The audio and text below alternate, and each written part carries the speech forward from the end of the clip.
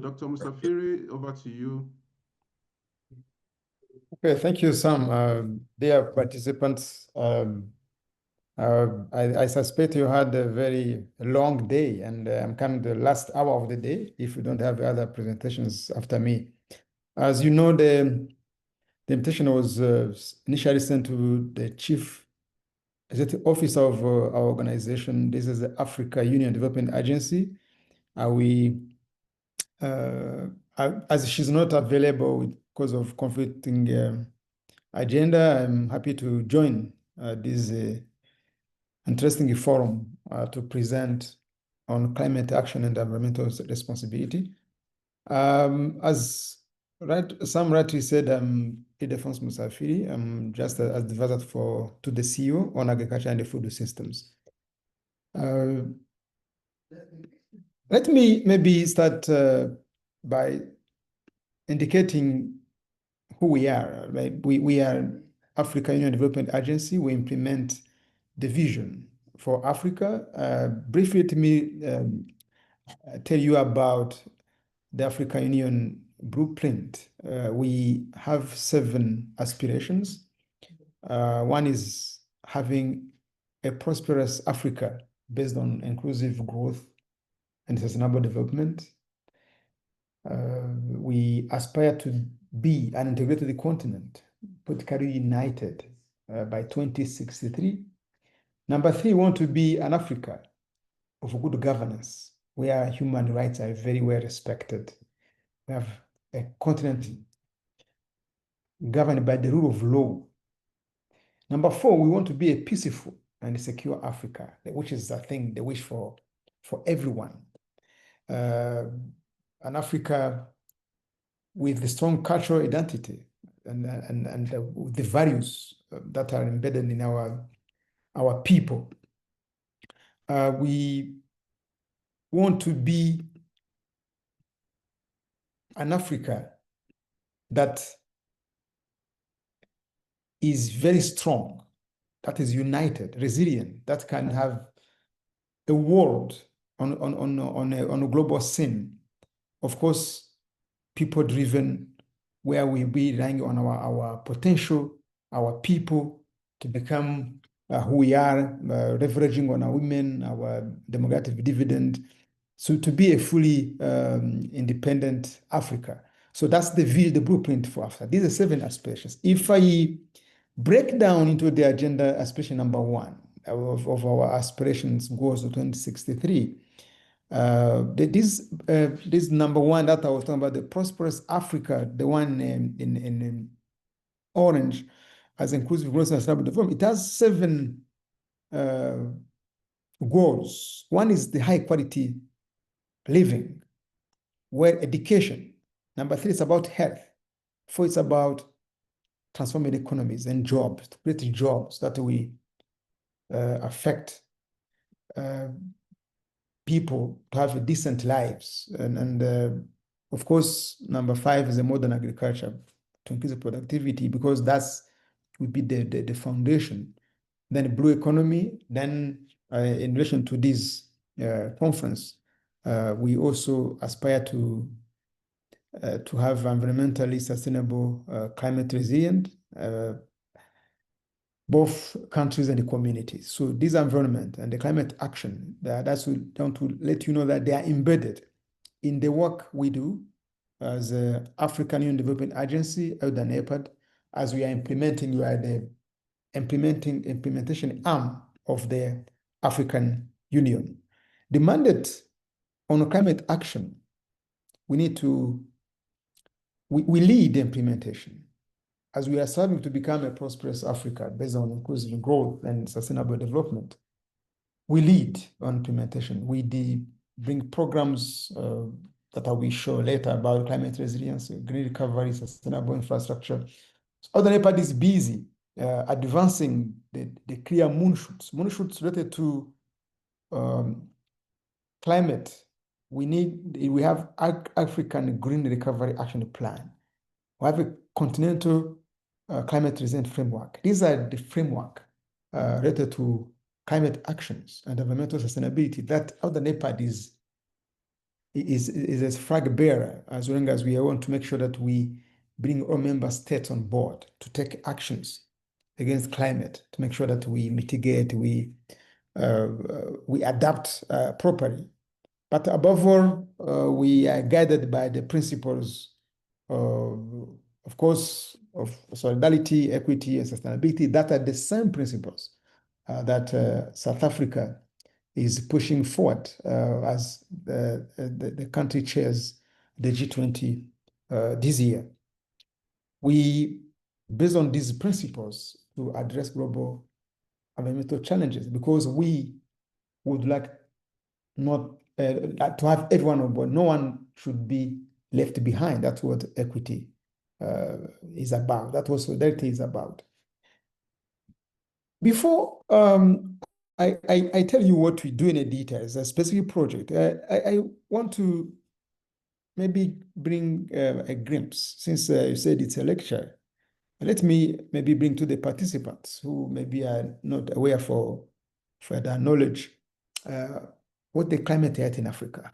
Where do we stand and what do we stand for? Everybody should know these key facts. Like Africa, normally we contribute less.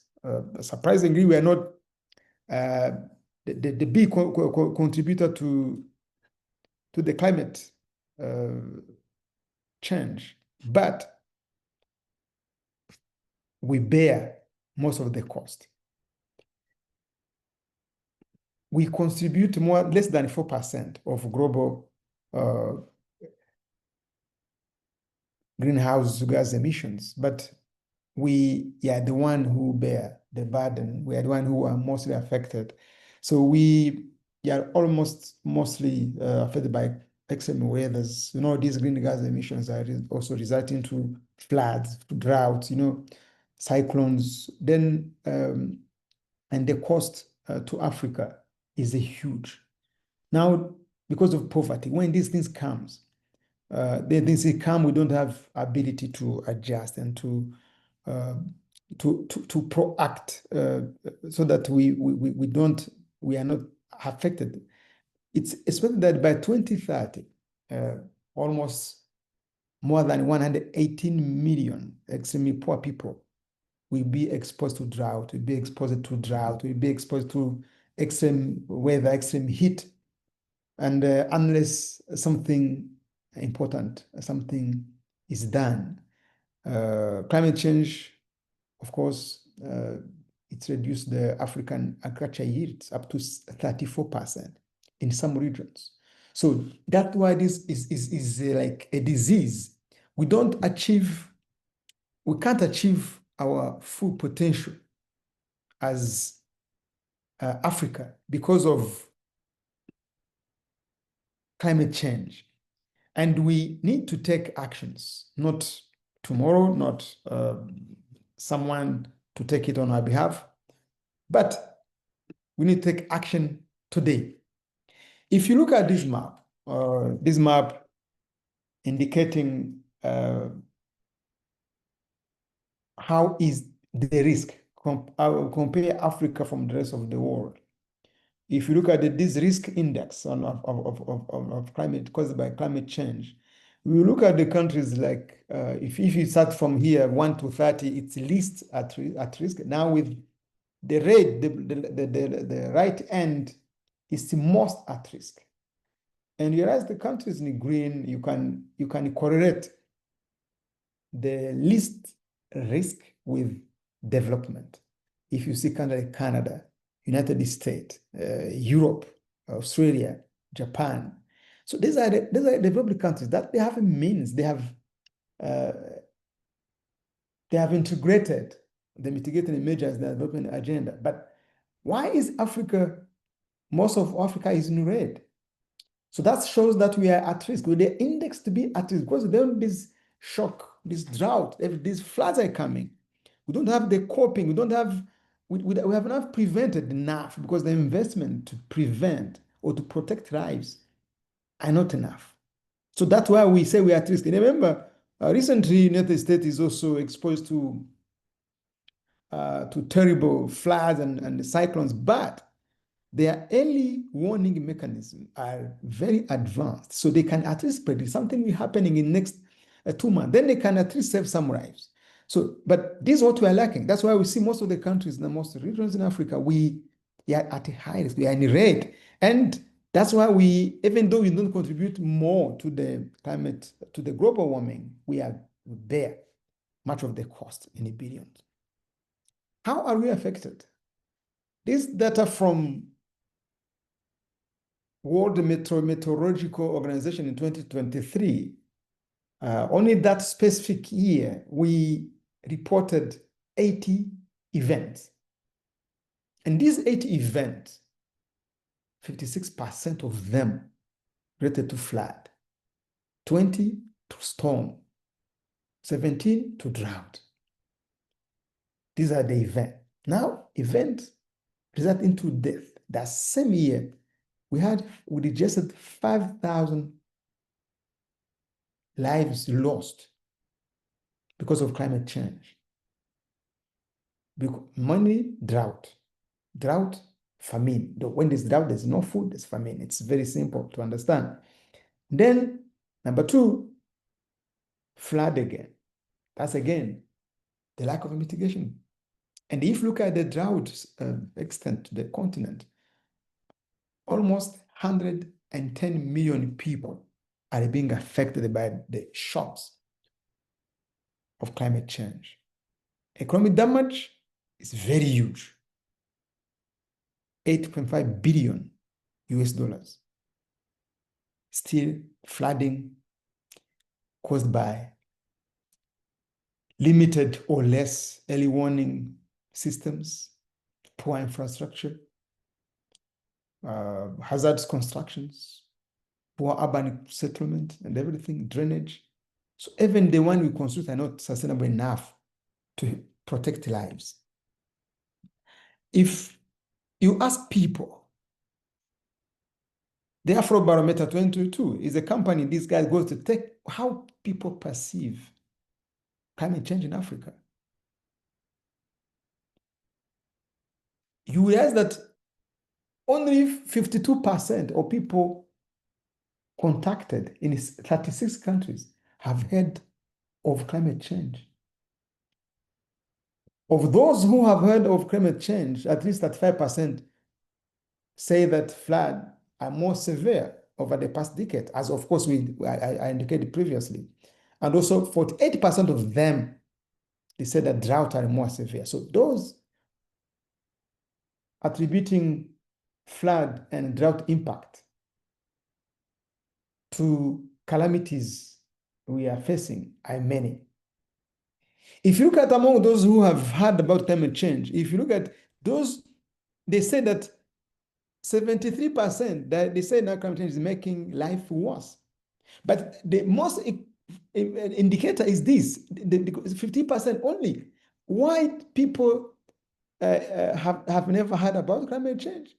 Or they don't believe it, or they don't have enough information, or they're not fully informed, or they're not educated to understand what is Africa going through. African citizens can play a role in limiting climate change.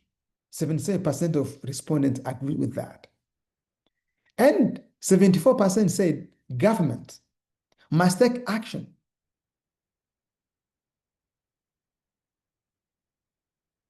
But which other stakeholders need to do a lot more? So they say government, 70% need to do something. Developing countries have to do something. Now this involves donors. Business and industry, that's the most important one. The first category is the second category. Most of that don't come from government. We are business and industry. We are citizens, participants in this forum. We are the one. We still know that 70% of respondents still say we have a big role to play, even citizens. This is the barometer. So it's alarming because we have these serious issues I showed you previously, but few people on the continent have heard about climate change. Now, the cost. For information, Africa needs over $50 billion annually for climate adaptation. This is the amount we need every year. until 2050 if we want to make a difference. But unfortunately, if you look at the lending, the loan, the money that flows, the climate finance that is Africa is only 20% of the total loan. So this is an issue that everyone who's on this call, even I say when we start with 15 here, I don't know if I stay there, but even the little we should be, that's where we should know. And this is not fair. And if we don't do anything, the cost of inaction is even higher. We lose currently up to 4% of annually for GDP due to climate-related impacts. So we need urgent investment. We need actions, early warning systems, design infrastructure, and nature-based solutions. We need to do something. What our NEPAD is doing? What are our interventions these days? We have some flagship projects like continental green recovery action plans. We have these guiding recovery investment post-COVID. We support member states to write or to put the key actions NDCs. These NDCs are nationally determined contributions and action plans that the national documents that include key action to be taken to mitigate and to adapt to climate change. We are there as African Union agency.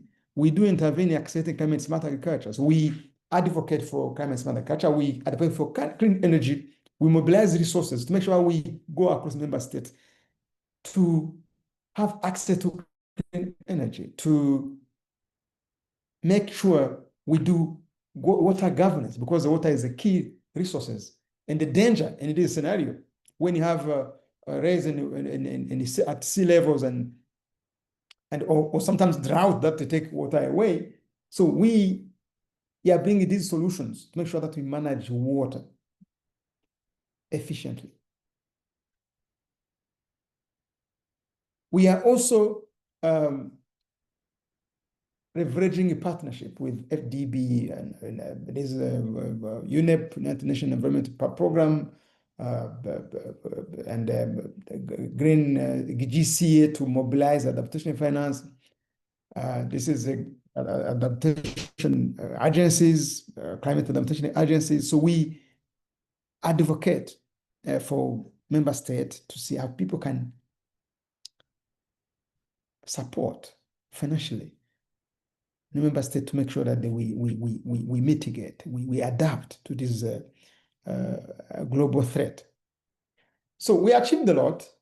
I just put some highlights briefly for the sake of time and other NEPAD. On climate action last year, on institutional leadership, we launched a Center of Excellence on Climate Change, Resilience and Adaptation in Cairo, Egypt.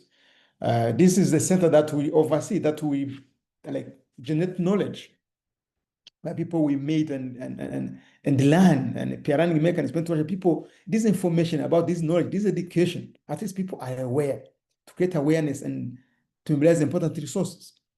This center will be the game changer in this scenario. So then we have also launched at the COP29 last year, the Africa Disaster Risk Management Recovery Platform, where all stakeholders meet and talk and also find common solutions.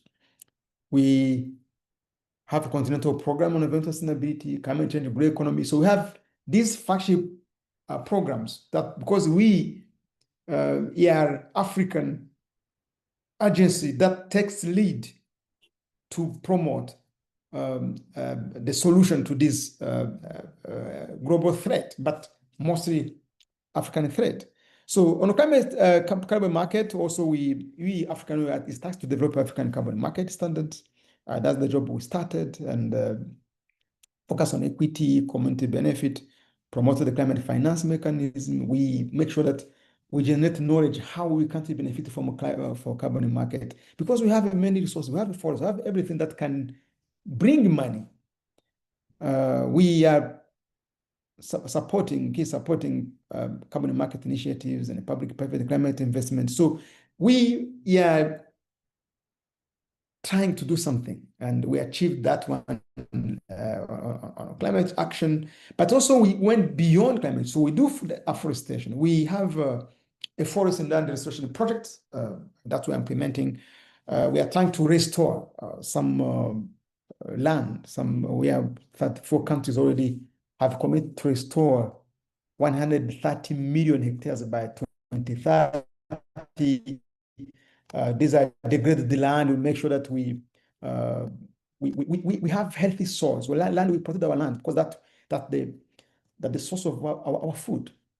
On this project, 300 medium small enterprises have been trained. We have disbursed the $5,000 grant to 100 youth women. Also, we have also training members that in GIS, and we are monitoring and bringing a monitoring platform to make sure that we try to understand or to predict to mitigate the adverse shocks of the climate change. On climate resilience, we have supporting different communities of we have given some grant to smaller farmers in Nigeria, and we are just trying to help farmers to manage their seed system. So we have a holistic approach to climate change at Southern NEPAD. And last year also, we did something about blue economy, soil and advocacy. So because our project FishGov 2 is aiming to promote sustainable fishery, because we are having issues of these sea levels rising, some lakes getting dry. So because of some unsustainable practices, so we are trying to promote aquaculture value chains, and of course we launched the African chapter of World Aquaculture Society to make sure that they oversee of these practices of fisheries on aquaculture. As some may be aware, we have led the fertilizer and soil health action plan. That's also another African Union framework that will be implemented by the NEPAD. So, and we supported implementation hubs of regarding soil and sustainable agriculture in different regions. On advocacy, of course, we make sure the African voice is heard. We did it in the COP. We do it in the COP also this year in Brazil, but also this African justice narrative, and that we are calling everyone to help us on that. How do we contribute to less than 4% of greenhouse emissions, but yet we lose 2.5% on GDP? And if you follow, and only 20% of finance is going to Africa. So we are put at disadvantage of the problem we haven't caused. So our role is to raise our voice, but now we need more voices to come and support us. Now, what do we call? What we like to see on our side as we speak to the CEOs, or speak to the young entrepreneurs, MSMEs, and industries, people, all these from who take a decision or who are involved in the governance. So CEOs or leaders of organizations must lead climate smart innovations and circular economy. And of course, this is environmental, social, and the governance accountability. So you are a leader, you have a company, however small it is, ESG accountability is a must. I'll come to that. We must mobilize the capital for green infrastructure and renewable energy transition. So that is a must-have. So we know that though we are doing advocacy, we are doing generating knowledge and trying to train people as the African Development Agency, but we know that the role of private sector is big. Alone, private sector can create 30 million green jobs by 2030 if you are committed enough. And if they miss that, no government will reach that. So we need the hand of private sector to support the member states, to support the government to create decent green jobs that are not harming environment. So that's why we are calling for action, leadership, leaders on this forum and others. Climate action must be embedded in corporate strategies and boardroom decisions. Whatever decisions, whatever planning, whatever production chain are we talking about, climate action must not be left behind. It has to be cross-cutting across strategies, across decisions. What I want to talk about is ESG, environment, social, and governance. That's what need to be anchored, not to be encasted in every decision making. We are talking about leaders, whether big companies, small organizations, CEOs, officers, staff, those who are doing something to do with taking decisions or drafting papers or advising. So we need decisions that are incorporating the accountability on environment, accountability on social and governance. Why environment? Because we need the climate change strategy. We need to conserve biodiversity. We need to water efficiency. Everybody has a role to play. Energy efficiency, carbon intensity, environmental management systems. Those are the things everyone can do at the company level, at enterprise level, at the house level. Social.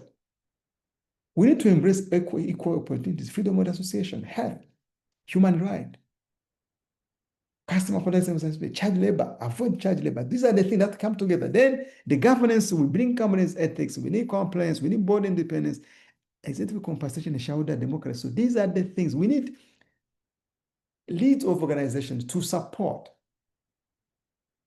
to contribute to this threat of climate change by bringing it together, by taking accountable together our environment, the social, and the governance together. Because we anticipate that this environmental, social, governance accountability focused initiative, this ESG focused institutional investment is able to increase 80% to 33 trillion by 2026. Now, this is what is it because that's the only way we can mitigate. That's the only way we can adapt. So if decision being taken without considering investing in ESG focused investment strategies or initiatives, we are moving nowhere. That's why we are calling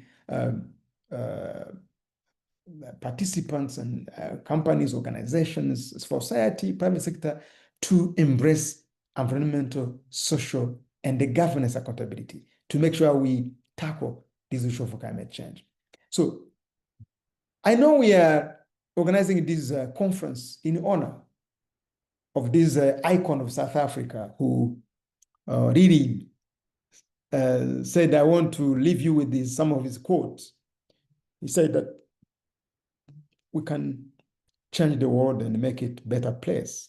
It is in your hands to make it a difference. So even if you are not enough here, or even if you are little or something, so it's in our hands. We can make a difference. It can start small and grow bigger.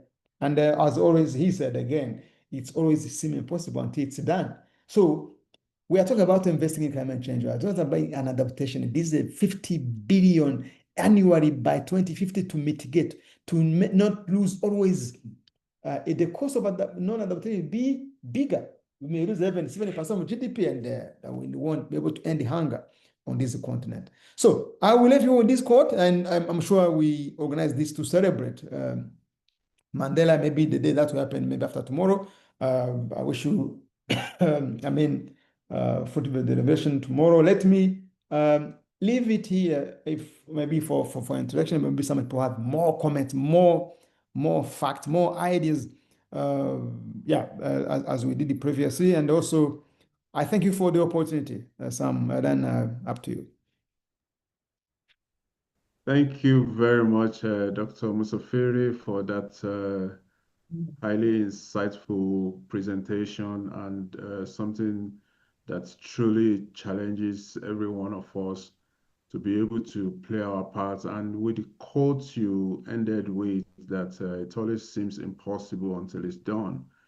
You know, even for us as a foundation, that quote is what is it called? It's what shapes, our mantra, because the mantra or motto for 67 CEOs Foundation is inspiring possibility thinking. And that phrase comes from the quote, of late Nelson Mandela.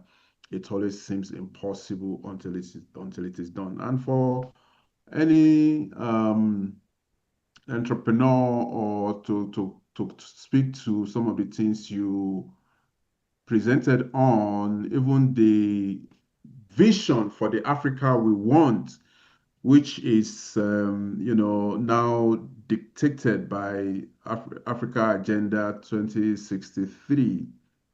Some of those aspirations, might look, impossible, as it were. But as we begin to take actions, which you have emphasized again and again, Dr. Musafiri, that to take actions is not just going to be about just talking and talking and all of that. I'm sure as we continue rather, because there are actions being taken already, but as we continue to take actions, then those things will start to become possible. Just for the purpose of some of the people or some the delegates in the audience, what are some of the things that small business owners should be looking at when it comes to, more specifically, Agenda 63? Or maybe if I ask the question in another way, what are, educate us on some of the parts of the Agenda 63 that speaks more specifically to uh, businesses and small businesses development or an ecosystem and the responsibilities thereof, Dr. Musafiri. Okay, thank you, Sam. Let me, I bring back these slides. I don't know if you can see it on the special number 1. If you want to create a prosperous Africa, it's a comprehensive approach. If you talk about the high standard of living, the quality of life, and the well-being for all, you can't have standard of living if you don't have anywhere where you live, if you don't know how to move. So it involves now these small businesses to invest in well-being related activities. That's where the business comes in. If you talk about education, it's also a room, gives a room. If now so let's talk about the core business, like the business not only in wholesale, in manufacturing, in the transport services, where the most decent job will come from, but also in the soft skills in education. Education is an opportunity. And the small businesses are not prevented from dreaming in that direction, because Africans, they lack knowledge. They lack education. They need to be trained. I don't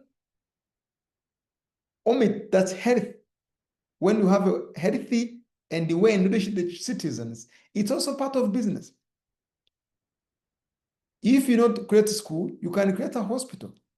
If you we need the health people, we need the doctors, we need the pharmacists, we need the practitioners, we need this private, when it is to make sure that this health system, you can't complete the health system if only you are moving along without the private sector.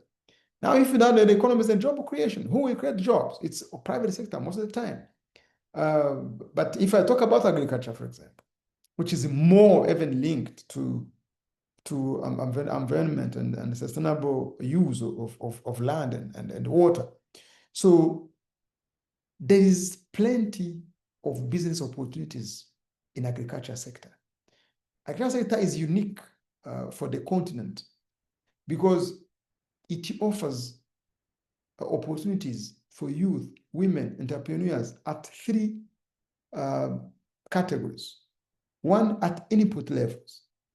At input levels, SMEs, big companies, large, they can invest in fertilizer manufacturing, in seed distribution, the business side, in tracting services. They can sell agricultural equipment. They can. So there's a business at input level, a lot of business level at input level.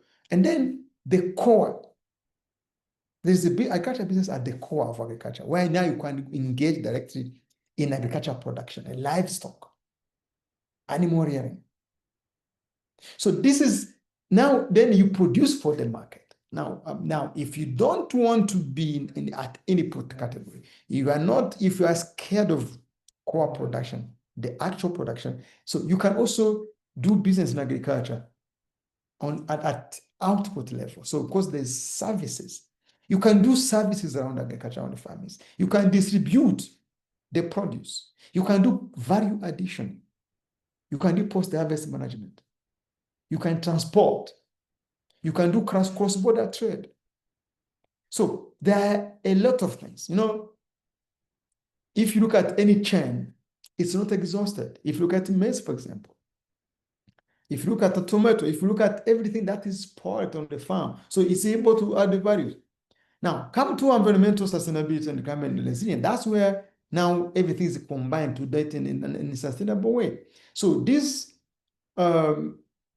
businesses, they can bring business that are a green job. If you are bringing like your orchard, you are investing in the carbon credit, just you can use your avocado or your mango trees and everything to even not only produce for fruit, but also to generate the carbon and more money. So then this time you are contributing to environmental sustainability. So everything you do, everything to promote this agenda. So every component of this Agenda 2063 speaks to the important role of SMEs, medium, small, even large enterprises to venture in end activities as we serve to create a prosperous Africa, which is also part of our aspiration number one. So everyone has a place. There's a lot of opportunities, and Africa is still like a virgin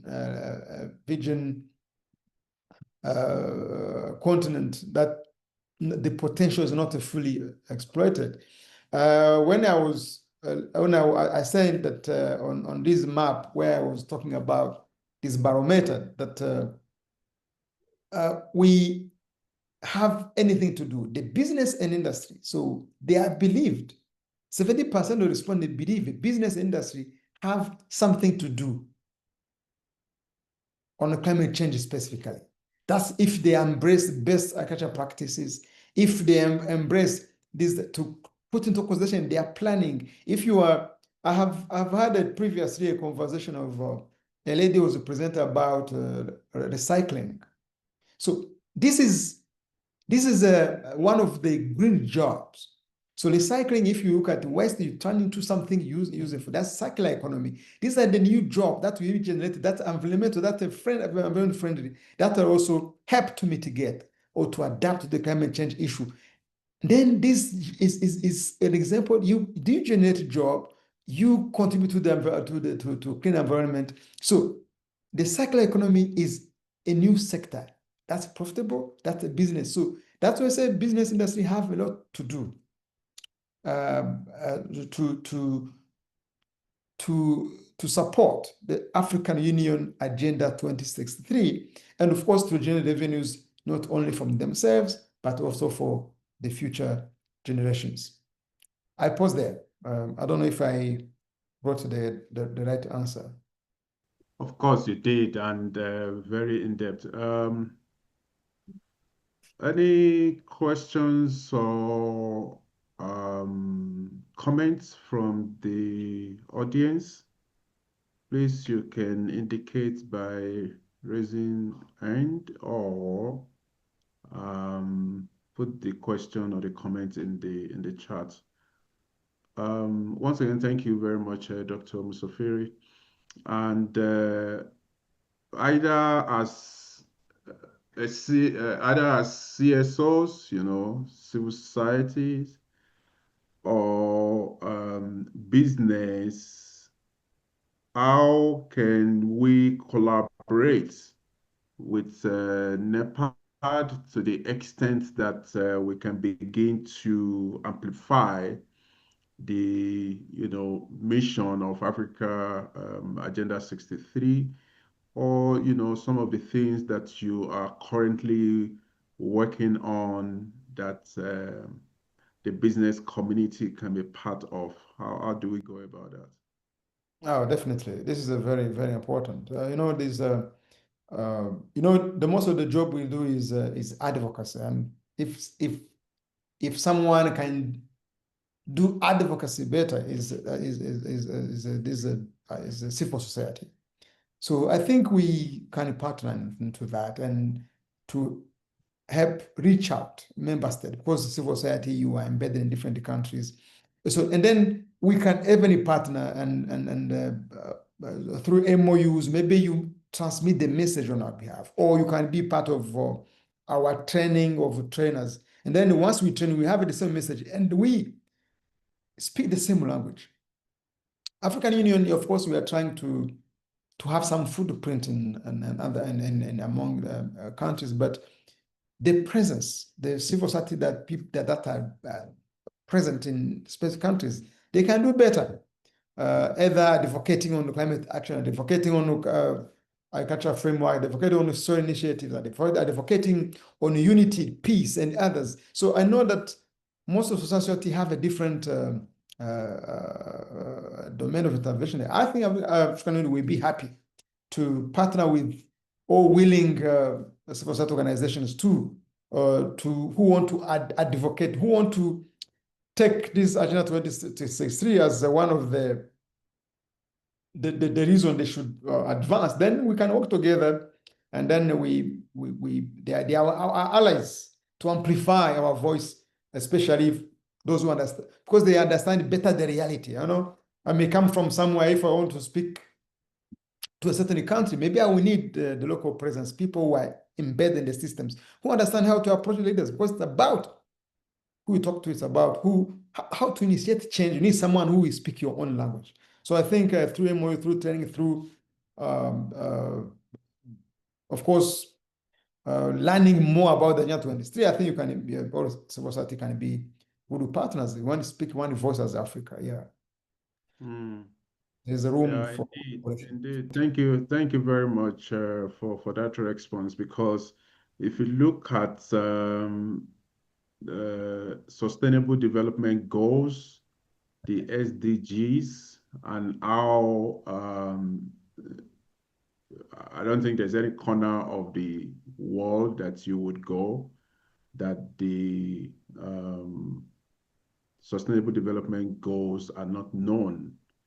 I'm sure there are people in this room that they're probably as Africans, hearing the Agenda 63 as a phrase for the very first time. So, in our opinion and where we sit, we strongly believe that Africa Agenda 63 is not being publicized enough to the extent that people begin to engage with what those responsibilities are and then begin to take actions accordingly. So, Mhm. and like you have said, we will engage with the institution and then see how, whichever platform that is available to then be able to um, amplify, this agenda. It is ours, and it's a long-term aspiration that, the primary schools, the secondary schools, and different institutions, academic institutions should be emphasizing. I mean, there are a lot of young ones that need to start knowing more about Agenda 63. That's the point I'm trying to make, Dr. Musafiri. Yeah, you're right, because Even TikTok, TikTok as a platform, we should be hearing more. yeah, I think you're right, because it's unfortunate that you had it last year, why we are now in the second 10 year of implementation. So we already complete the first 10 years of 2016. Now we are in the second 10 years of that started this year, then until 2033. So this agenda is implemented in 10-year phases. So because you can't plan accurately for this long-term period. So we are splitting into every 10-year, 10-year plan. So I think, yeah, you are saying what you say is right. Maybe you are not doing enough to publicize this Agenda 2063. I think it's something we need to work on. But of course, with support of societies who are willing to support us, I think it will be more faster. Awesome. Thank you very much. It's been a long day, and we want to show appreciation to you, Dr. Musafiri, for that insightful presentation and also the responses you've given to those questions. I'm going to ask for the last time if anyone in the audience would like to, ask questions or make a comment as we begin to close this session, a long day session, as we begin to bring it to a conclusion. Anyone? Should I put on my auctioneer cap, going one, going twice? All right. So I guess there is no questions or comments from the audience to Dr. Musafiri. What are your parting shots, Dr. Musafiri? Sorry? Any parting shots? Any closing No, I remarks? thank you I think people had a long day. Thank you for the opportunity. So it's about everybody to be mindful of the climate. It's a disaster that will not save anyone. If that's why we need to attack it at once altogether. So everyone has a role to play. And as Amanda said, everything's in our hands. It's not the role of everyone, but it's all of us. So all of you have to have this in your mind and your decision and everything. Make sure you incorporate sustainability measures in your activities. And thank you for having me. And so all the best for the rest of the meetings. Yeah. Thank you. Thank you so much. Thank you very much.